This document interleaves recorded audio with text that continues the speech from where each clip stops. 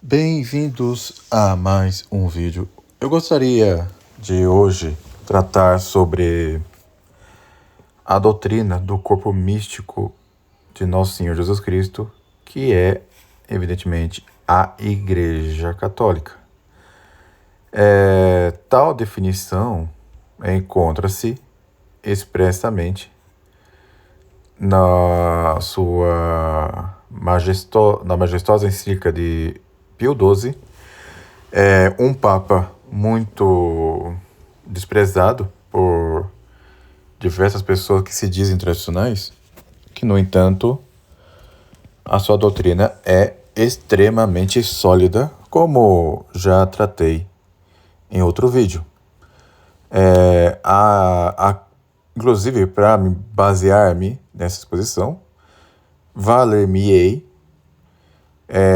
tanto da encíclica do Papa Pio XII, tá? De felicíssima memória, para o escândalo de alguns dementes, e também do artigo do Monsenhor Fenton, Joseph Clifford Fenton, o Papa Pio XII e o Tratado Teológico sobre a Igreja. Há também um artigo do padre Jean-Michel Glise, da Fraternidade Social São Pio X, um artigo de 2023, que é muito interessante. A Teologia do Corpo Místico segundo Santo Tomás de Aquino. E, claro, também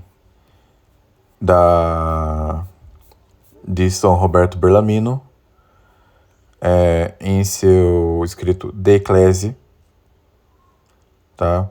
Que é uma parte da Disputazione de Controversias Christiani Fide Adversus Uius Temporis Hereticus, livro 3º, capítulo 2º, tá? E especialmente aqui eu vou colocar já o que é, como São Roberto Bellarmino define a igreja, e essa definição de São Roberto Bellarmino é o que vai figurar em todos os catecismos tradicionais, e também sobre onde Pio XII vai desenvolver a sua doutrina da Mystic Corpore Christi, tá?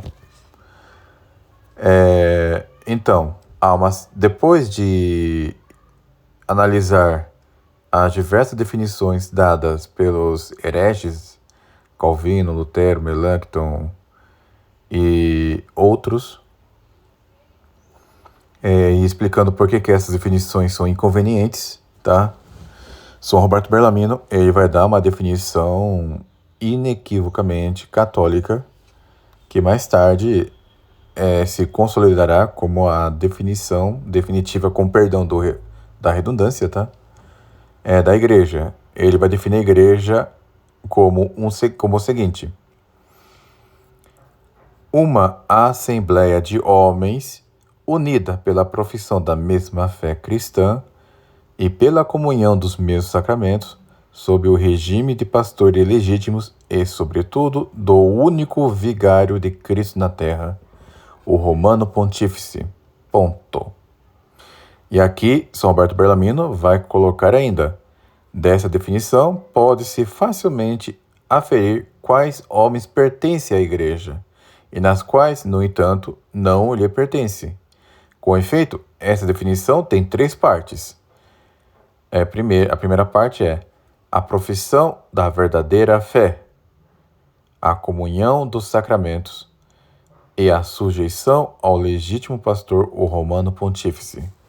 Em razão da primeira parte, ficam excluídos todos os infiéis, tanto os que nunca estiveram na igreja, como os judeus, os turcos, nesse caso os maometanos, né, e pagãos, quanto aos que estiveram e se afastaram, como os hereges e os apóstatas. Em razão da segunda parte, ficam excluídos os catecúmenos e os excomungados, porque esses não foram admitidos à comunhão dos sacramentos, e aqueles foram afastados. Em razão da terceira parte, ficam excluídos os cismáticos, que têm a fé e os sacramentos, mas que não se sujeitam ao mesmo pastor, e por isso confessam a fé exteriormente e recebem os sacramentos. Inclui-se, porém, todos os homens, ainda que sejam réprobos, criminosos e ímpios. Pois é, parece que ficou bastante clara esta definição. Pio XII, ele vai colocar na Mystic Corpore Christi, tá? Encíclica de 29 de junho de 1943, o seguinte, abre aspas para o Romano Pontífice, a fim de definir e de descrever esta verdadeira Igreja de Cristo, que é una, santa, católica, apostólica, romana Igreja, nada encontraremos que seja mais nobre e mais sublime ou mais divino do que a expressão o corpo místico de Jesus Cristo. Expressão que brota e é como a fina flor do reiterado ensinamento das Sagradas Escrituras e dos Santos Padres. E ainda erram, portanto, em matéria de verdade divina, os que imaginam que a Igreja seja invisível, intangível, alguma coisa meramente pneumática, e como dizem eles, pela qual muitas comunidades cristãs, embora difiram uma das outras na profissão de fé, estejam unidas por um vínculo invisível. Essa parte é muito forte, né? E continuando, por essa razão, nós deploramos e condenamos o erro pernicioso dos que sonham uma igreja imaginária, espécie de sociedade que tenha origem e crescimento na caridade, e a qual, um tanto desdenhosamente, eles opõem uma outra, e que chamam de jurídica, mas essa distinção que introduzem é falsa, pois falham em entender que a razão que levou nosso Divino Redentor a dar à comunidade de homens que ele fundou a constituição de uma sociedade perfeita em seu gênero, contendo todos os elementos jurídicos e sociais, a saber, a fim de que ele perpetue na terra a obra salvífica da redenção. Foi também a razão pela qual ele a quis enriquecida com os dons celestes do Paráclito. Mais à frente, realmente só deve ser contados a numerandi como membro da Igreja aqueles que foram batizados e professam a verdadeira fé e que não tiveram a miséria de separar da unidade do corpo, neque a corporis compade semet ipsus miserere separarunt, e nem foram dele excluídos pelas legítimas autoridades por graves faltas cometidas. E ainda, como sabeis, veneráveis irmãos, desde o princípio do nosso pontificado, nós confiamos a proteção e ao governo do céu àqueles que não pertencem ao visível corpo da Igreja Católica, qui ad spectabilem non pernitem catholica ecclesia compagem, declarando solenemente que, a exemplo do pastor, nós nada desejamos mais ardentemente do que isto, que eles tenham vida e vida em maior abundância, implorando as orações de toda a Igreja. Nós desejamos repetir essa solene declaração nesta carta encíclica, na qual nós proclamamos os louvores do grande e glorioso corpo de Cristo. E com um coração transbordante de amor, nós convidamos cada um e todos eles a corresponder às moções interiores da graça e procurar sair desse estado em que não podem estar seguros de sua própria salvação. do original latim, in quo de sempiterner, cuiusque propria salute securi esse não possunt. Pois, ainda que por um desejo e um anseio inconsciente, instio quando desiderio ac voto, tenho uma certa relação com o corpo místico do Redentor. Ainda assim permanecem carentes daqueles muitos dons e auxílios celestes que só podem ser desfrustrados na Igreja Católica Apostólica Romana. Portanto, entrem na unidade católica e unidos conosco no único orgânico corpo de Jesus Cristo, em una Iesu Christi corporis compagine coniuncti, possam junto de nós confluir para o único cabeça na sociedade do amor glorioso, perseverando em oração ao Espírito do amor e verdade. Nós aguardamos, de braços bem abertos, que venham para a casa não de um estranho, mas para a sua própria, o lar de seu pai. É uma encíclica maravilhosa, né? E, claro, é bom também repetir o que o próprio Pio XII disse na Humani Generis, tá? Carta encíclica de 12 de agosto de 1950, pouco antes da proclamação do dogma da Assunção de Maria. Ele coloca assim: nem se deve crer que os ensinamentos da encíclica, como por exemplo a Mystic Corpore Christi, né, não exijam por si assentimento, sob a alegação de que os sumos pontífices não exercem nelas o supremo poder de seu magistério. Entretanto, tais ensinamentos provêm do magistério ordinário, para a qual vale também aquelas palavras: quem vos ouve, a mim ouve. E, na maioria das vezes, o que é proposto e inculcado nas encíclicas, já por outras razões, pertence ao patrimônio da doutrina católica. Seus humanos pontífices, em suas constituições, pronunciam, de caso pensado, uma sentença em matéria controvertida. É evidente que, segundo a intenção e vontade dos meus pontífices, essa questão já não pode ter tida como objeto de livre discussão entre os teólogos, tá? Isso entre os teólogos. Agora imagine leigos que nem nós. Pois bem, meus amigos, já expusemos aqui a doutrina do corpo místico segundo o magistério da Igreja. A doutrina do corpo místico, ela não difere, tá, essencialmente, do que foi exposto por São Roberto Bellarmino. Tudo bem? Na verdade, é como que uma extensão. Afinal, só pode fazer parte do corpo místico aqueles que professam a mesma fé, compartilham dos mesmos sacramentos e estão sujeitos ao Romano Pontífice. E a doutrina do corpo místico, ela foi expressamente colocada na 1 Coríntios capítulo 12, 1 Coríntios capítulo 12, dos versículos 12 a 28. Perdão, a 27. É colocado assim: do mesmo modo que o corpo é um e tem muitos membros, mas todos os membros, embora sejam muitos, são contudo um só corpo, assim é também Cristo.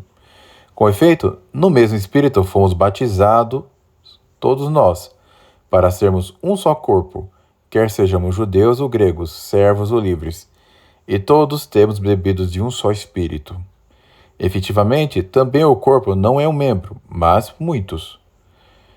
Se o pé disser, porque não sou mão, não sou do corpo, acaso deixa ele por isso de ser do corpo? Se a orelha disser, visto que não sou olho, não sou do corpo, porventura deixa ela por isso de ser corpo? Se o corpo fosse todo olhos, onde estaria o ouvido? Se fosse todo ouvido, onde estaria o olfato? Deus, porém, pôs os membros no corpo, cada um deles como quis. Se todos os membros fossem um só membro, onde estaria o corpo? Mas a verdade é que são muitos os membros e um só corpo. O olho não pode dizer à mão: não necessito do teu serviço. Nem a cabeça pode dizer aos pés: não me sois necessários. Antes, pelo contrário, os membros do corpo, que parecem mais fracos, são os mais necessários. E que temos por mais vis membros do corpo, esses cobrimos com mais decoro, e os que em nós não menos honestos, os recatamos com maior decência. Os nossos membros honestos não têm necessidade disso, mas Deus dispôs o corpo, dando maior honra àquele que a não tinha em si, para que não haja desacordo no corpo, mas os membros tenham o mesmo cuidado uns pelos outros. De maneira que, se um membro sofre, todos os membros sofrem com ele. E se um membro recebe glória, todos os membros regozijam com ele. Ora, vós sois corpo de Cristo, e cada um, por sua parte, um dos seus membros. E assim, alguns constituiu Deus na igreja: em primeiro lugar, os apóstolos; em segundo lugar, os profetas; em terceiro, os doutores; e depois, os que têm o poder de operar milagres; e depois, os que têm os dons de curas, de assistir, de governar e de falar diversas línguas. De fato, vai até o versículo 28 mesmo. Pois bem, meus amigos, e o que Santo Tomás ensina sobre isso? No artigo do padre Jean-Michel Gleizes, ele coloca o seguinte: o apóstolo São Paulo fala do corpo de Cristo em relação à sua cabeça, e que é Cristo, como está em Efésios 1, 22, 23 e Colossenses 1, 18 e 1, 24. Bem como em relação a seus membros que são de Cristo. Que é o que eu acabei de dizer. Como disse também, 1 Coríntios 6, 15, Efésios 5, 29, 1 Coríntios 12, 27, que é a parte que eu já li, Romanos 12, 5, Efésios 4, 25. Em relação à sua alma, que é o Espírito Santo, isso está em 1 Coríntios 12, 23 e Efésios 4, 4. O magistério da igreja sempre explicou as afirmações reveladas na Sagrada Escritura, ensinando com notável constância que o corpo místico de Cristo é idêntico à Igreja Católica Romana. Na bula Unam Sanctam de 13 de novembro de 1302, o Papa Bonifácio VIII ensinou que o corpo místico da qual Cristo é a cabeça é idêntico à Igreja Hierárquica Católica Romana, e que seus membros são os fiéis batizados sujeitos à autoridade do Bispo de Roma, o Vigário de Cristo. Em sua sessão 14 de 25 de novembro de 1551 e no capítulo 12 do Decreto sobre o Sacramento da Penitência, o Concílio de Trento exige que creiamos que há uma identidade entre o corpo místico e a Igreja Hierárquica constituída no Novo Testamento. Por fim, Pio XII, na encíclica Mortalium Animus, de 6 de janeiro de 1928, e Pio XII, na encíclica Mystic Corpore Christi, de 29 de junho de 1943, a qual já lemos boa parte, aqui nos interessa, afirmam categoricamente que o corpo místico de Cristo é a Igreja Romana. E, concluindo o artigo, o padre Jean-Michel Gleizes, ele coloca o seguinte: como Cristo é o princípio motor da Igreja, ele pode ser designado como a cabeça do corpo da Igreja. Contudo, Cristo é o princípio motor e, portanto, a cabeça do corpo da Igreja de duas maneiras distintas. Isso como está na Summa Theologica, terceira parte, artigo 6, e Questione disputate de veritate, questão 29, artigo 4 de Santo Tomás de Aquino.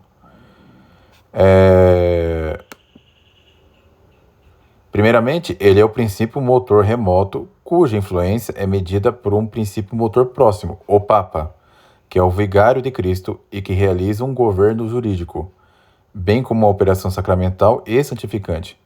Nesse primeiro sentido, Cristo é o chefe de um corpo, que é a igreja militante, sociedade visível e hierárquica. Segundo, Cristo é o princípio motor único e próximo, cuja influência imediata causa o dom da graça e realiza a santificação interior das almas. E nesse segundo sentido, Cristo é a cabeça de um corpo que vai para além da estrutura jurídica da igreja visível e se estende até a comunhão invisível e mística dos justos. Por outras palavras, Cristo, cabeça, pode ser considerado sob dois pontos de vista. Um dos pontos de vista é que a graça capital de Cristo é dada apenas segundo o instrumento conjunto de sua humanidade. E Cristo é então o chefe imediato de uma comunhão mística. O outro ponto de vista é aquele que a graça capital de Cristo também é dada segundo o instrumento separado dos sacramentos da nova lei, e, portanto, dentro da estrutura de uma sociedade hierárquica externa e visível, a Igreja Católica. E Cristo é, então, chefe mediato por meio de um chefe imediato que é o Papa, e é o chefe invisível da Igreja visível, que possui um chefe visível, que é o vigário de Cristo. Porque é evidente, né, meus amigos, né? Se Cristo ascendeu aos céus, é necessário que a igreja seja governada tenha um chefe visível. Ao contrário do que diz os protestantes. Então, não existe apenas uma igreja pneumática totalmente interior, tá? Como pretende os protestantes. É necessário um chefe visível, tá? Governando toda a igreja. Veja bem, um só, tá? Não vários, como pretende os cismáticos orientais. A igreja pode, portanto, ser chamada de corpo de Cristo em dois sentidos diferentes. E é por isso que a expressão Corpus Christi é ambivalente. Pode, às vezes, se referir à sociedade visível da igreja militante e, às vezes, à comunhão invisível dos justos. São Tomás queria conservar essa ambivalência e, com ela, a riqueza matizada de significação inerente à expressão revelada. Entretanto, nas fontes de revelação, particularmente do Novo Testamento, a expressão de São Paulo, o sentido próprio e literal da expressão, diretamente desejado pelo Espírito Santo, corresponde à sociedade visível e hierárquica da Igreja Romana.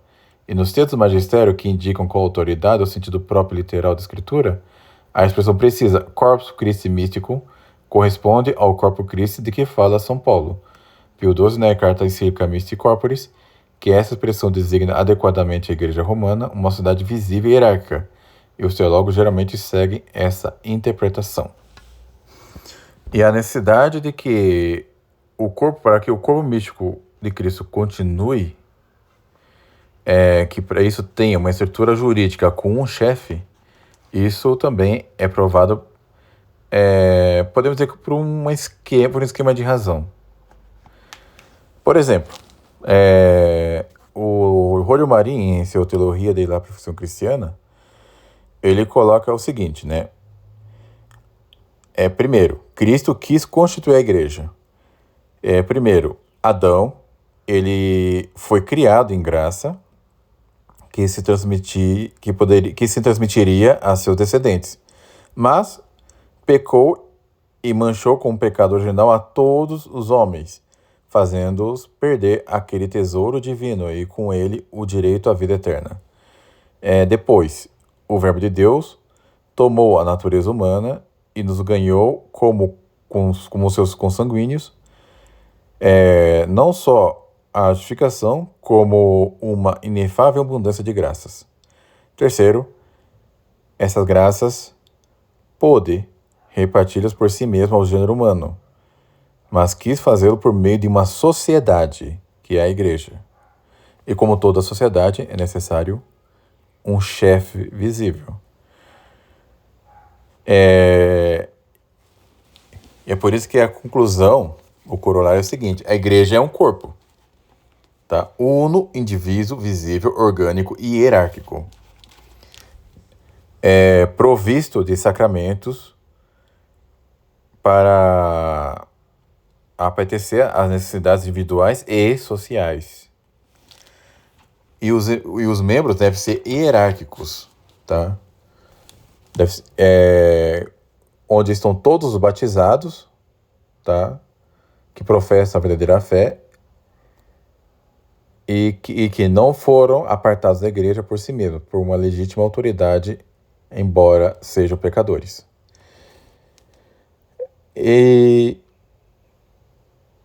Pois bem, então estão inseridos entre si, hierarquicamente, os membros que são dotados de potestade de ordem, tá? Então, a conclusão é que a igreja é o corpo de Cristo, tá? Que começou a se edificar enquanto pregava o evangelho e se consumou na cruz a abolir a lei antiga e estender a igreja aos gentios. E isso, tá, foi promulgado no dia de Pentecostes. E Cristo é sua cabeça em razão da excelência como homem Deus, por razão do seu governo, que nos instituiu os apóstolos e seus sucessores, para ensinar, reger e santificar a igreja de forma visível, tá? E Cristo a dirige de maneira invisível,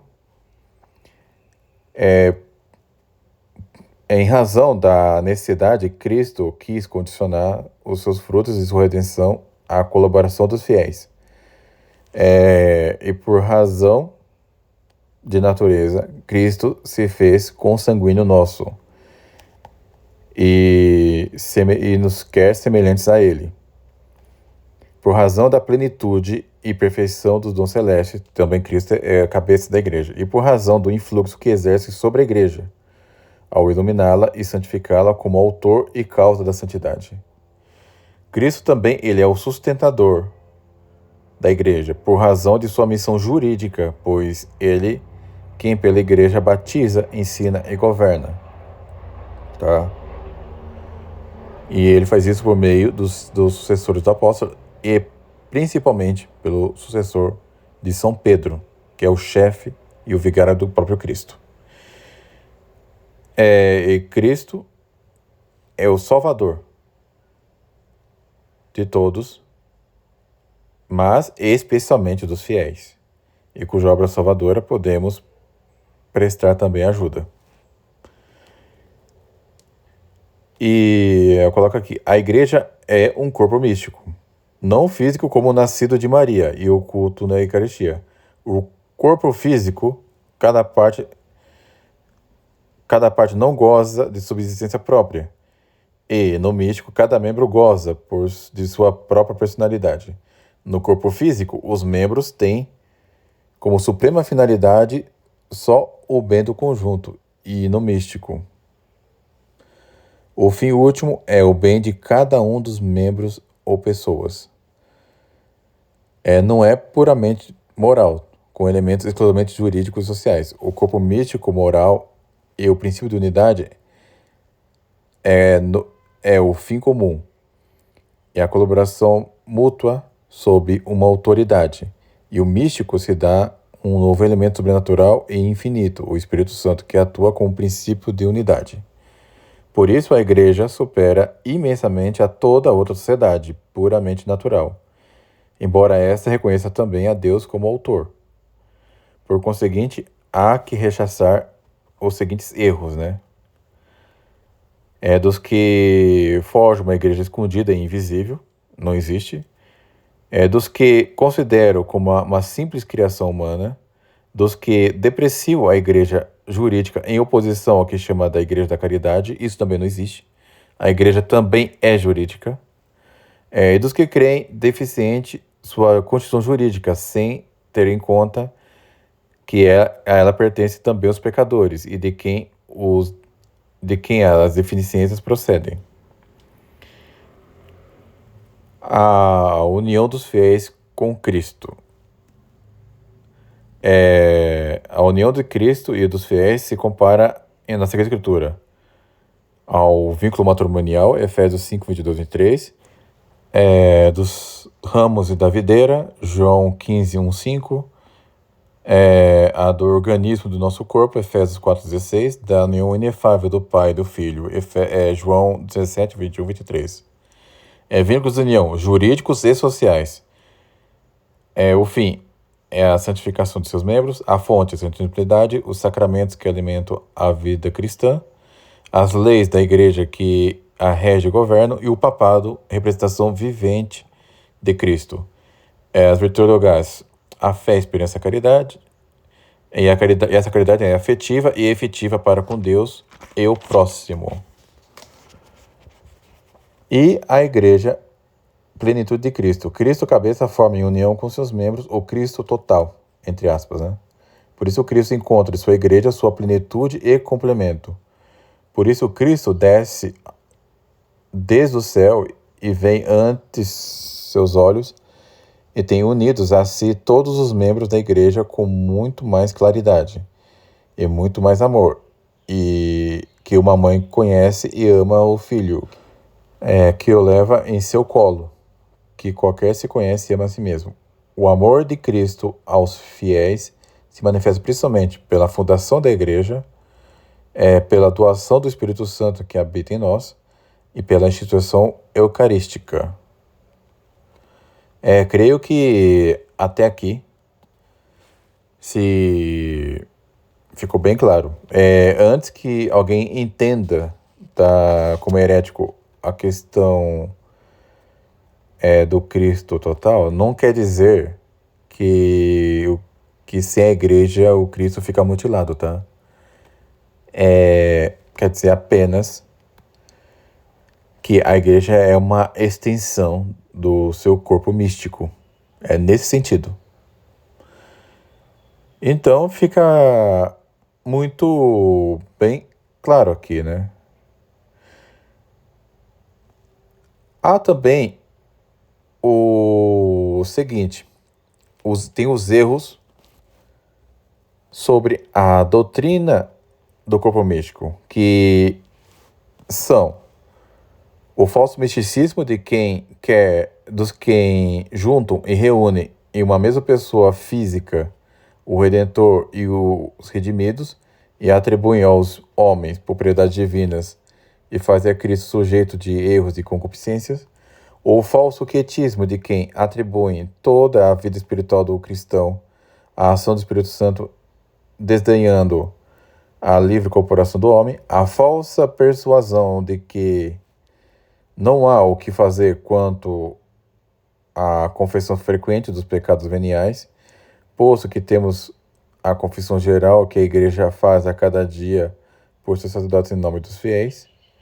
A falsa opinião do que afirmo que vale muito pouco ou nada as orações privadas dos fiéis, para valorizar tão somente a oração comum ou pública feita em nome da igreja. E a afirmação de que há que dirigir as orações ao Eterno Pai por meio de Cristo, mas não ao mesmo Cristo. Tudo isso são erros, tá?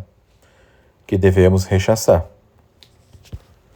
Só lembrando que com relação ao que eu falei sobre os pecados veniais, a confissão dos pecados veniais, não somos obrigados a confessá-los, claro.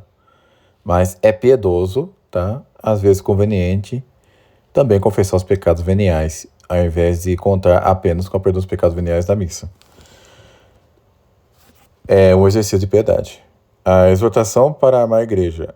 Primeiro, com amor sólido, amando não só os sacramentos e as solenidades litúrgicas, senão os meios sacramentais e dos diversos exercícios de piedade, observando suas leis, inclusive as que prescrevem certas mortificações, como o jejum e a abstinência, e amando todos os membros da igreja, ainda que alguns sejam indignos e ainda pecadores. Isso daí é muito importante.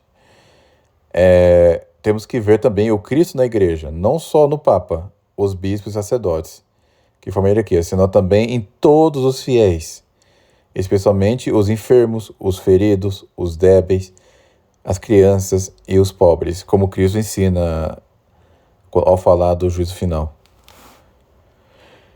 imitando o amor de Cristo à igreja, a plenitude do afeto, que não exclui a nenhuma raça ou estirpe, nem aos mesmos inimigos, nem aos homens que, todavia, não estão unidos conosco no corpo da igreja, mas que estão chamados a elas e à eterna salvação como nós, na perseverança em trabalhar incansavelmente na edificação e no incremento da mesma igreja, mediante a colaboração de todos, sacerdotes, religiosos, membros da ação católica, associações piedosas, padres e mães de família. Na oração incessante como Cristo praticou e ensinou pelos membros da igreja, pelos pagãos, pelos homens separados que devem entrar na igreja, mas livre e espontaneamente, pelos governantes responsáveis do bem dos povos e pela paz, e padecendo com Cristo, suprindo com ele o que falta à sua dolorosa paixão em pró de seu corpo místico, que é a igreja. Colossenses 1:24. Ele ganhou tesouros infinitos. Pela distribuição de todos os tesouros depende não pouco de nossas mortificações e boas obras, levantando nossos olhos ao céu e oferecendo a Deus nossas dores, enfermidades, perseguições, angústias, calamidades de toda ordem, etc. Pelo bem de todo o corpo místico e da humanidade inteira. E também a invocação final a Maria, Mãe da Igreja. A Santíssima Virgem tem especial relação com o corpo místico de Cristo. Ela deu consentimento e a representação de todo o gênero humano, a encarnação do Verbo unido ao Filho de Deus com a natureza humana em uma só hipóstase ou pessoa. Ela deu à luz a Cristo, cabeça do corpo místico. Ela presenteou ao recém-nascido, aos judeus, aos gentios, como profeta, rei e sacerdote. Ela conseguiu de Cristo o primeiro milagre na boda de Caná, em virtude do qual os seus discípulos creram nele. Ela ofereceu a Cristo no Calvário pelos pecados dos homens, conquistando por um novo título de dor e glória da maternidade espiritual sobre todos os membros de Cristo. Ela conseguiu que o Espírito Santo se comunicara dons prodigiosos pela igreja, no dia do Pentecoste. Ela, enfim, como rainha dos mártires, sofreu imensas dores e, mais que todos os fiéis, cumpriu o que resta que padecer a Cristo em prol do seu corpo místico, que é sua igreja. Até aqui o resumo esquemático da encíclica Mystic Corporis do imortal Pontífice Pio XII. Pois bem, meus amigos, esse é um resumo muito conveniente. E é muito importante, claro, também lembrar da intercessão da Santíssima Virgem, que, como ensina Cardeal Caetano, aquela que tocou as fronteiras da divindade ao gerar, ao alimentar com o leite e cuidar do próprio Deus encarnado.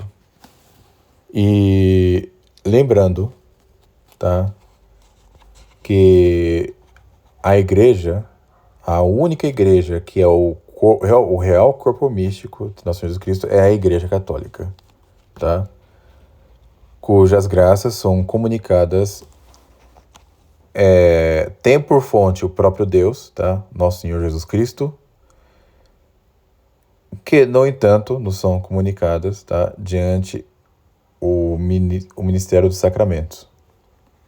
O batismo, a confissão, o sacramento da penitência e a Sagrada Eucaristia. E só podemos receber tudo isso de forma eficiente, válida e lícita, mediante os autênticos ministros de Cristo, né? Coisa que vocês não vão encontrar no protestantismo e na dita ortodoxia oriental e cismática. Então, eu fico por aqui. Espero que tenham gostado do vídeo. Fique com Deus. Até um próximo vídeo.